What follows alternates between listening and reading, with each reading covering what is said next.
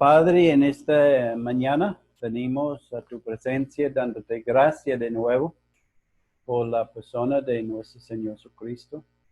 Gracias, Padre, porque nosotros podamos reunirnos por ese medio con un deseo de buscar la dirección tuya en nuestras vidas, Padre, buscar la alimentación espiritual, el conocimiento de tu palabra y de la persona amada de nuestro Señor Jesucristo, de la voluntad tuya, Padre, para nuestras vidas.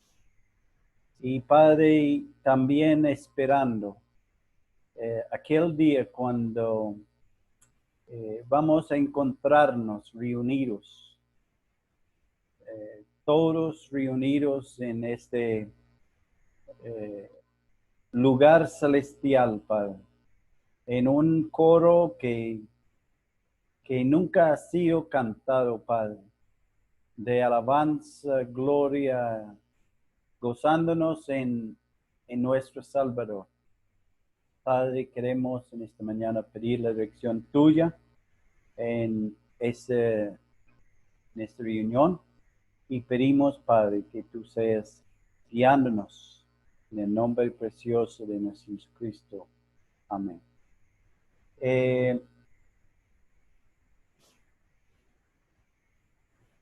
Hermanos, vamos hoy a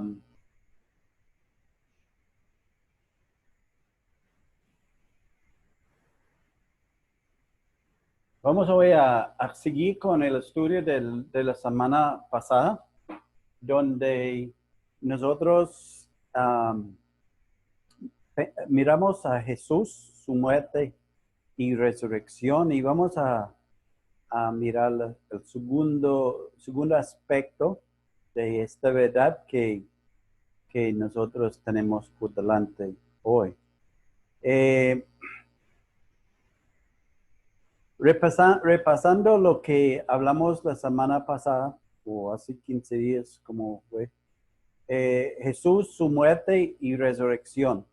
Creemos que el Señor Jesucristo murió por nuestros pecados en la cruz del Calvario, conforme a las Escrituras, y todos los que le aceptan como su único Salvador y Señor son hechos aceptables a Dios por la obra redentora de Cristo. Eso es lo que hemos hablado en el último estudio. Que el Señor Jesucristo murió por nuestros pecados y que nosotros somos aceptos en el amado, nos dice en Efesios, ¿cierto? Miramos la necesidad de la muerte del Señor Jesucristo en Lucas 24 nos dice es necesario que el Cristo padeciese. Estaba profetizado desde el Antiguo Testamento y cumplido en el Nuevo Testamento. Y también al aceptar a Jesús como nuestro Señor y Salvador, Dios nos declara salvos, justificados, santificados, hijos de Dios, nos da la vida eterna. Por la mañana hablamos, el hermano Carlos habló de ninguna condenación hay para los que están en Cristo Jesús. Entonces somos libres de condenación. Y esta palabra, ninguna condenación, quiere decir ni siquiera una. No hay nada por lo cual podamos estar condenados. Ni siquiera una condenación. No van a encontrar, ¿cierto?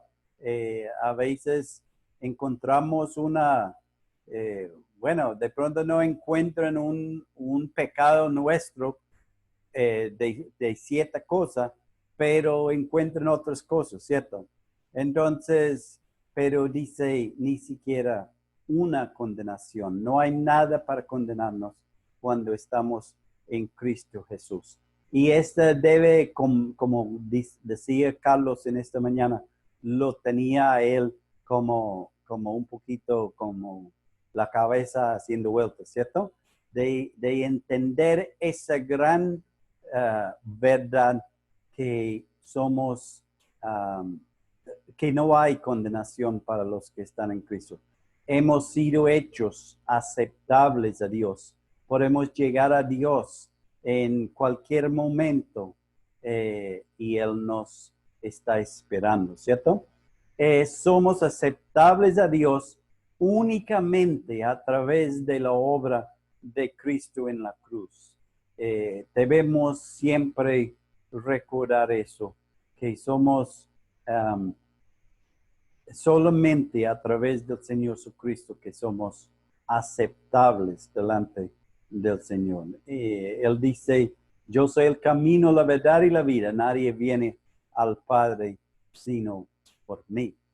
Y el siguiente declaración que vamos a mirar hoy es Jesús, su muerte y resurrección también. Entonces vamos a seguir con la declaración de hoy.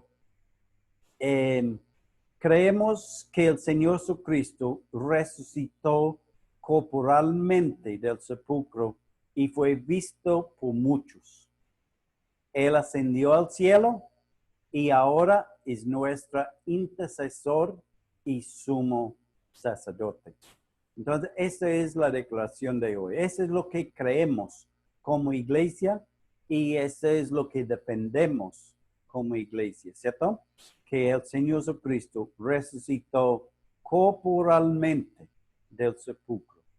¿Por qué decimos esto? Porque hay personas que enseñan que el Señor Jesucristo no resucitó corporalmente, sino en espíritu. Y utilizan el versículo en Pedro que fue leído por la mañana también, 1 Pedro capítulo 3, versículo 18. Citan ese versículo como el argumento, su argumento, que dice, porque también Cristo padeció una vez por los pecados, el justo por los injustos, para llevarnos a Dios, siendo a la verdad muerto en la carne, aceptando la muerte del Señor Jesucristo, pero vivificado en espíritu. Entonces utilizan este versículo para tratar de decir que el Señor Jesucristo no resucitó en la carne corporalmente, sino resucitó como un espíritu. Y tenemos que tener en cuenta, hermanos, que un versículo aislado, un versículo que parece decir una cosa, pero hay un montón de versículos que confirman al contrario. No podemos tomar este versículo como lo que aparentemente o lo que vemos o lo que creemos que está diciendo, ¿cierto? Hay varias cosas de eso, puntos de eso. Aún que Dios no ama el pecador. Esta ha sido una doctrina que está siendo rodeando y entonces y utilizan Salmo 25 para decir que Dios no ama al pecador porque dice que Dios está airado todos los días con el pecador.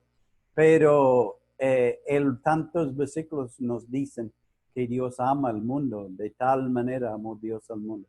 Y hay tantos versículos. Entonces, hermanos, tenemos que siempre tener cuidado de tomar un versículo aislado, un versículo por ahí, que de pronto parece decir otra cosa, cuando la gran mayoría de la escritura está diciendo al contrario, ¿cierto? Tenemos que mirar el contexto del versículo, tenemos que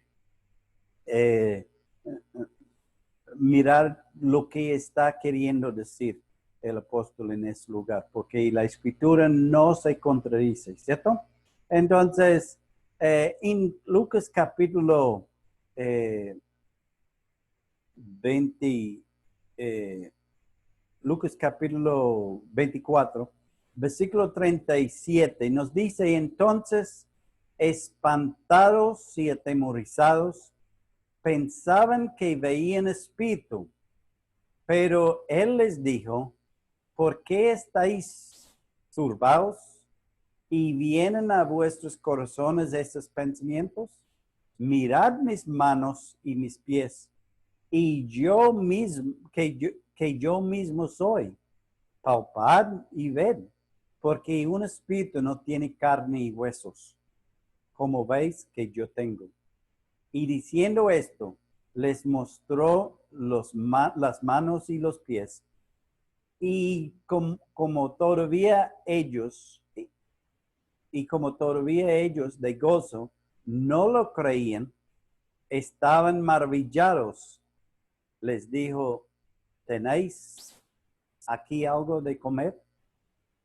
Y él lo tomó y comió delante de ellos. Entonces, ese es después de la resurrección del Señor Jesucristo, la noche después de su resurrección, se presentó con sus discípulos. Estaban atemorizados, estaban espantados. Y me llamó la atención en versículo 41, y como todavía ellos de gozo no lo creían.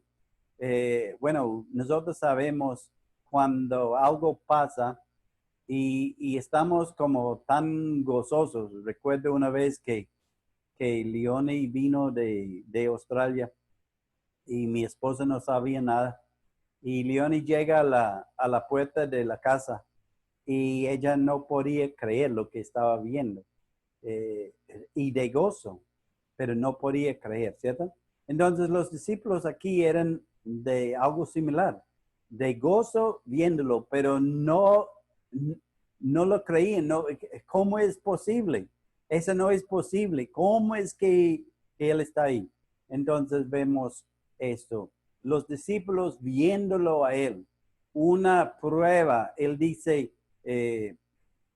un espíritu no tiene carne ni hueso, como veis que yo tengo. Entonces el mismo Señor Jesucristo, él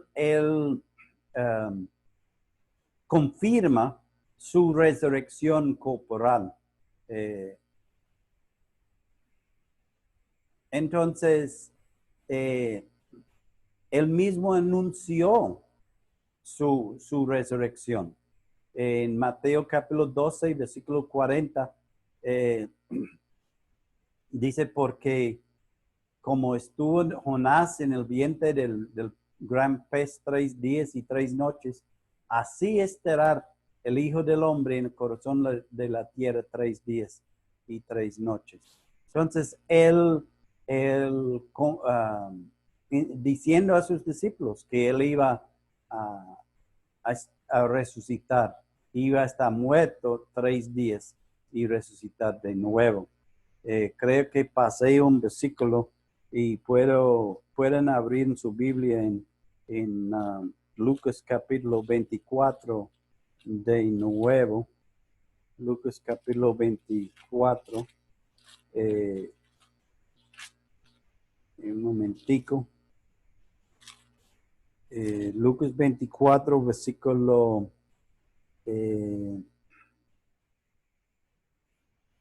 4, dice: aconteció que estando ellos perplejos por esto, y aquí se pararon junto a ellos 2 varones con vestiduras resplandecientes, y como tuvieron temor y bajaron el rostro a tierra, les dijeron: ¿por qué busquéis entre los muertos el que vive? No está aquí, sino que ha resucitado.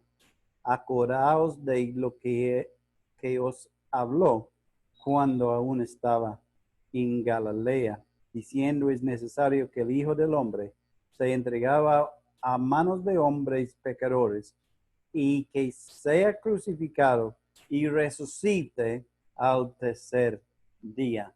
y ellos recordaron las palabras, ¿cierto? Entonces, ahí es en la mañana de la resurrección, cuando el Señor Jesucristo ya ha resucitado, los discípulos llegan al sepulcro y no lo encuentran ahí en el lugar, ¿cierto? Entonces, una evidencia de la resurrección del Señor Jesucristo. En Hechos capítulo 22, capítulo 2, 23, el Pedro en su primer discurso decía a este entregado por el determinado consejo y anticipado conocimiento de Dios, prendisteis y matasteis por manos de inicuos, crucificándole.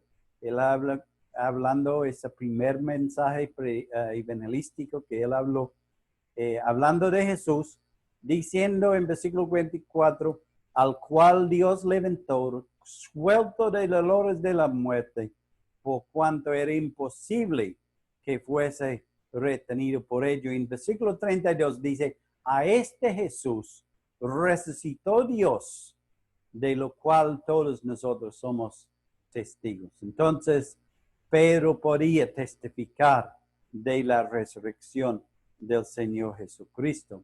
En 1 Corintios capítulo 15, versículo 3, porque primero os ha enseñado lo que asimismo recibí, que Cristo murió por nuestros pecados conforme a las Escrituras, y que fue sepultado y que resucitó al tercer día conforme a las Escrituras, y que apareció a Cefas y después a los 12.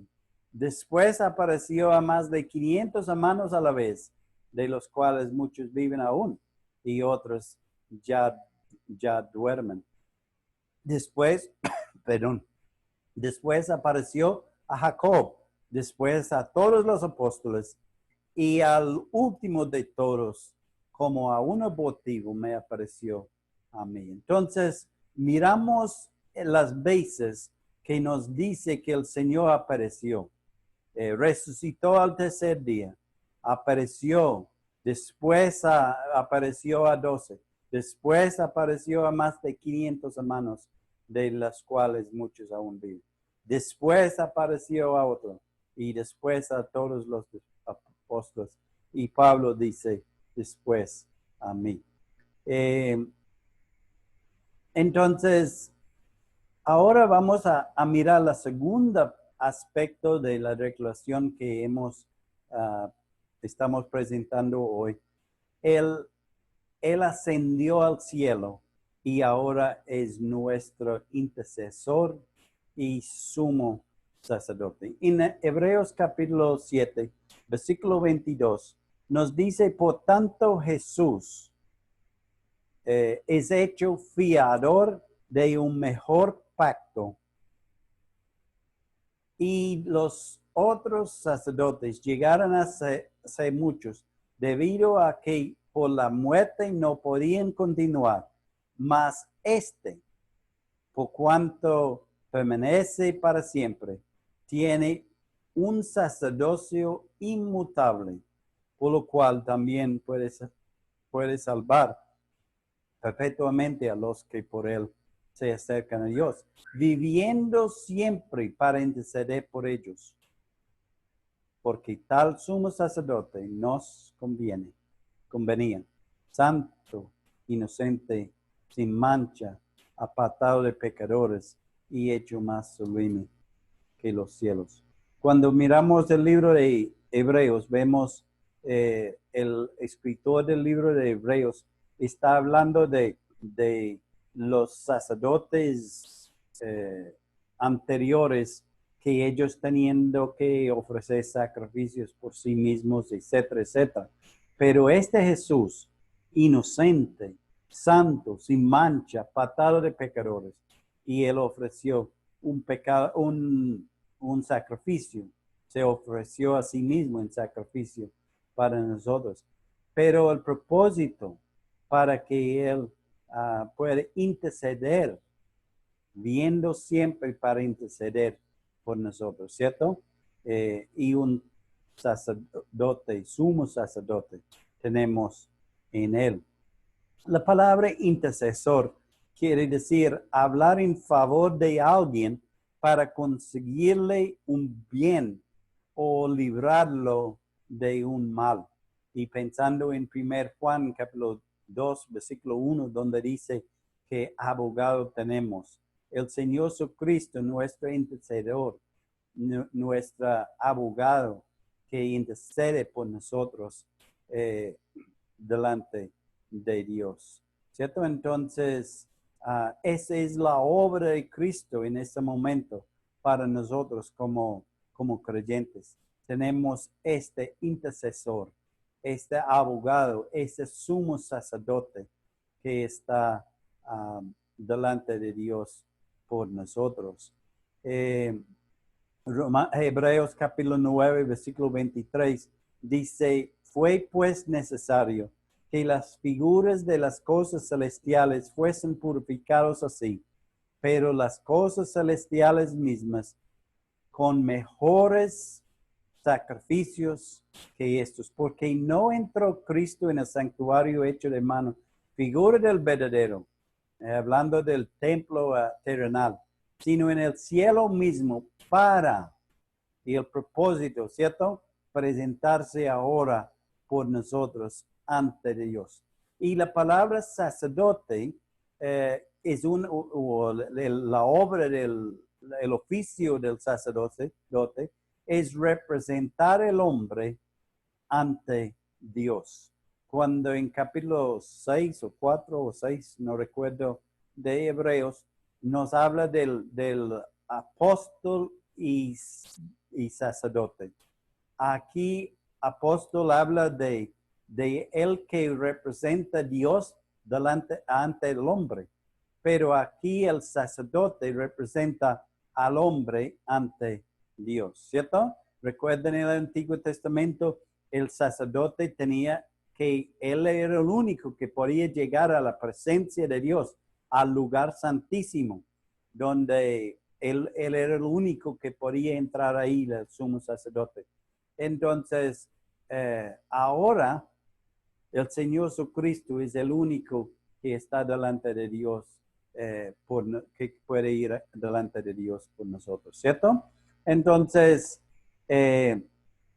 vemos el Señor Jesucristo, la obra de Él, como nuestro intercesor, nuestro sumo sacerdote. En Hebreos capítulo 4 dice, por tanto, teniendo un gran sumo sacerdote que traspasó los cielos, Jesús el Hijo de Dios, retengamos nuestra profesión. Y versículo 15, porque no tenemos un sumo sacerdote que no puede comparecerse de nuestras debilidades, sino uno que fue tentado en todo según nuestras semejanzas, pero sin pecado. Diferente a los sacerdotes de tiempos pasados, ellos tenían que ofrecer sacrificios por sí mismos, pero nosotros tenemos uno que puede, que no pecó, pero puede, que está a la diestra del Señor, ¿cierto? Y nosotros debemos animarnos sabiendo que tenemos este gran sumo sacerdote que traspasó los cielos y retengamos nuestra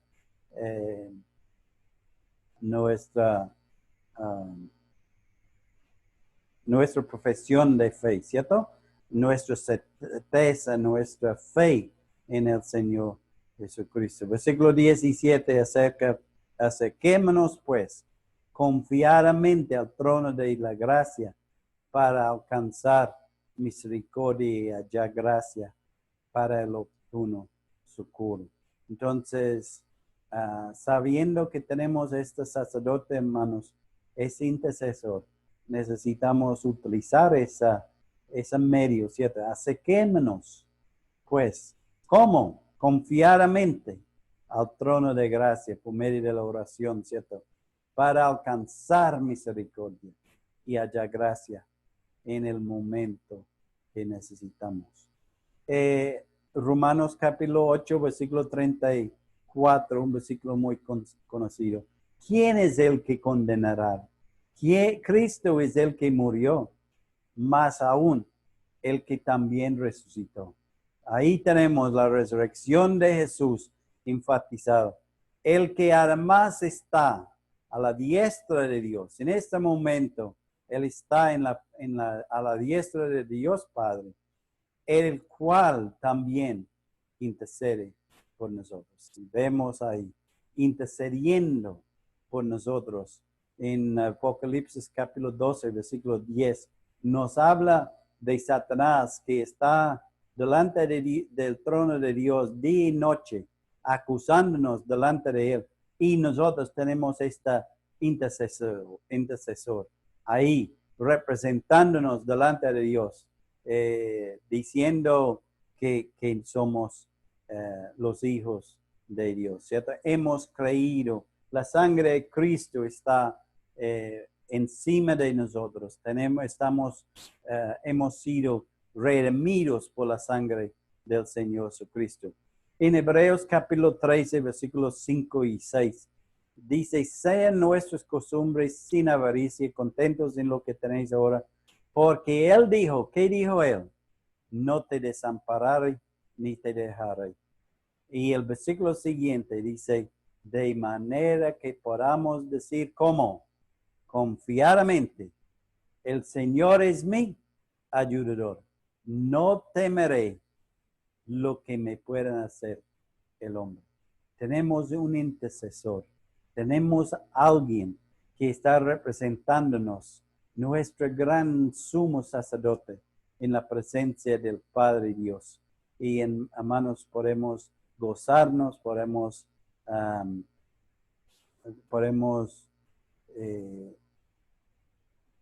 sí, está tranquilo, ¿cierto? Está viendo que tenemos ese gran sacerdote, nuestro ayudador. No temeremos. Tantas veces que el Señor dijo a sus discípulos, no teméis, ¿cierto? Recuerden cuando ellos lo vieron caminando en el mar y otras ocasiones también, donde Él les tranquilizó con esas palabras. No temeré lo que me puede hacer el hombre. Las últimas palabras del libro de Mateo son, y aquí yo estoy con vosotros todos los días hasta el fin del mundo. Amén. ¿Qué palabra, cierto? Y aquí yo estoy con vosotros todos los días. Ni un día falta. Él está todos los días. ¿Hasta cuándo? Hasta el fin del mundo. Y Él nos da su palabra. Amén. Entonces, hermanos, debe motivarnos, debe darnos gozo, debe creer en nosotros más confianza, sabiendo que Dios está con nosotros, echando toda vuestra ansiedad sobre Él, porque Él tiene cuidado de vosotros, dice Pedro, ¿cierto? Él tiene cuidado de nosotros, porque Él es nuestro intercesor, Él es nuestro sumo sacerdote.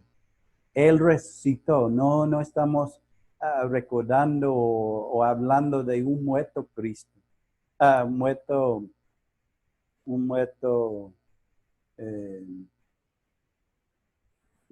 muerto, ¿cierto? No, estamos hablando de un Cristo vivo, que vive, que está en nosotros. Entonces, hermanos, creemos que el Señor Jesucristo resucitó corporalmente del sepulcro y fue visto por muchos. Él ascendió al cielo y ahora es nuestro intercesor y sumo sacerdote. Hermanos, que el Señor nos guarde, que podamos tener más certeza, más seguridad, más confianza, porque Él no nos dejará, porque Él está con nosotros todos los días hasta el fin del mundo. El Señor dijo, no os dejaréis huérfanos, ¿cierto? Nosotros no estamos solos. Nadie puede separarnos del amor de Dios. Hermanos, que el Señor nos anima, que la palabra del Señor nos anima a seguir adelante. Vamos a orar para terminar. Padre, gracias te damos en esta mañana. Gracias por tu palabra. Gracias por las promesas, por estas verdades, Padre, que nos muestran que el Señor Jesucristo es nuestra sumo sacerdote. Él es el que nos representa ante a Dios. Padre, gracias te damos por él. Y gracias por estas verdades en tu palabra. Queremos, Padre, rogarte por cada hermano, por cada situación que cada uno esté pasando. Padre, por los hermanos que están teniendo dificultades de comunicarse con nosotros por este medio. Queremos rogarte por ellos, Padre. Queremos pedir que ellos estén siendo fortalecidos en el Señor en ese momento. También, Padre, te rogamos por los hermanos enfermos. Pensamos de nuevo en Humberto. Pensamos en nuestra hermana Karen, Padre, en esas últimas semanas del embarazo. Padre, queremos rogarte para que tú estés cuidándola, consolándola, Padre, aún dándola fortaleza en esos momentos que son difíciles en los últimos días incómodos, Padre, en esas últimas semanas del embarazo. También pensamos en nuestra hermana Jenny, Padre, en su embarazo, para que tú estés también ayudándola a ella y a Manuel en esos momentos, Padre.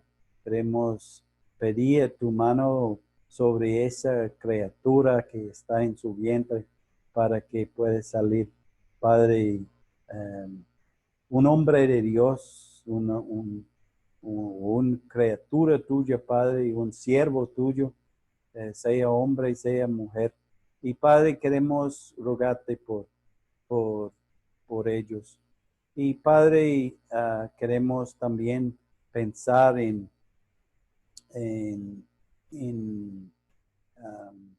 nuestra hermana Elizabeth y Martín, Padre, con el embarazo, para que tú estés siguiendo, cuidándolos a ellos también. Y Padre, por esos bebés que recién nacidos, Padre, queremos rogarte por cada uno de ellos, pidiendo que tú les cuides, Padre, y para que puedan crecer y ser hombres y mujeres de Dios. Padre, te rogamos por sus padres, para que puedan ser sabios en levantar sus hijos en el temor de Dios, aún siendo tan chiquititos. Padre, queremos encomendarnos a ti ahora, dándote gracias de nuevo en el nombre precioso de nuestro Jesucristo. Amén.